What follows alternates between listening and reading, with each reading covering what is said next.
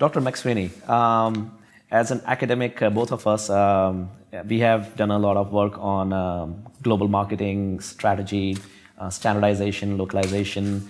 My question to you was, both from your own work experience and academic perspective, when is it a good approach or maybe a possible approach for companies to adopt a standardization strategy and not look up into the localization aspects of it?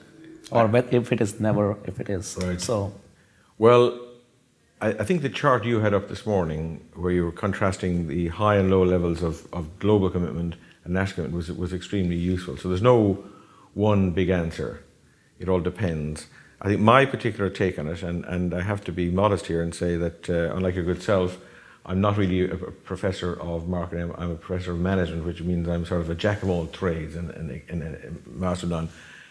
One thing that the conference has reinforced to me is the divergence and differences within markets, and therefore the extent to which you're able to standardize depends both on the brand itself. I think you gave the very good example this morning of the ability of Google to it didn't need to localize so much, whereas weaker brands will have to do so.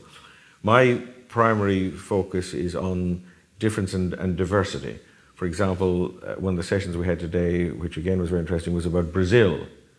And even not only the different class differences, say working class, the elites, the middle class, even among the middle class, you get a great deal of diversity. So I think a prelude to deciding whether to standardize or localize requires a detailed understanding of the local market.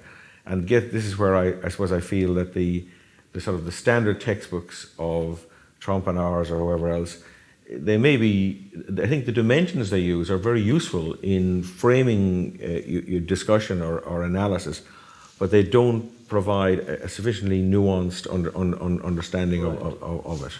Right. So I think there's no formula. You have to know, it's a combination of the specifics of the market and the nature of the brand itself. And as I said, I'm not being flattering. I thought your diagram this morning, which I'm going to steal for some of my students, was extremely useful on that. And also where you distinguish, you use the term identity rather than culture.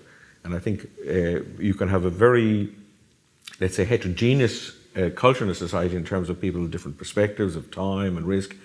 At the same time, they can have a very strong identity, or it may be weak. I think that's a very important distinction you made. Well, thank you, Dr. McSweeney.